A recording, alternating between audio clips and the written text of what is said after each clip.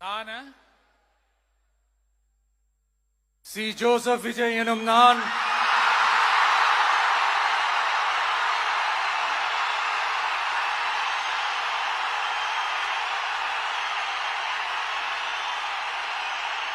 சட்டப்படி அமைக்கப்பெற்ற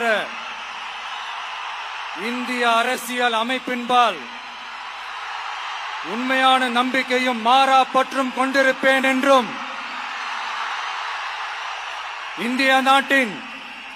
ஒப்பில்லாத முழு முதல் ஆட்சியையும் ஒருமையையும் நிலை நிறுத்துவேன் என்றும்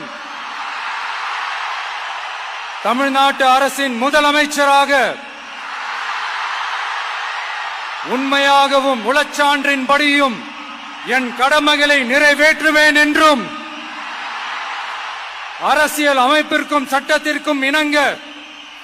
அச்சமும் ஒருதலை சார்பும் இன்றி விருப்பு வெறுப்பை விலக்கி பலதரப்பட்ட மக்கள் அனைவருக்கும்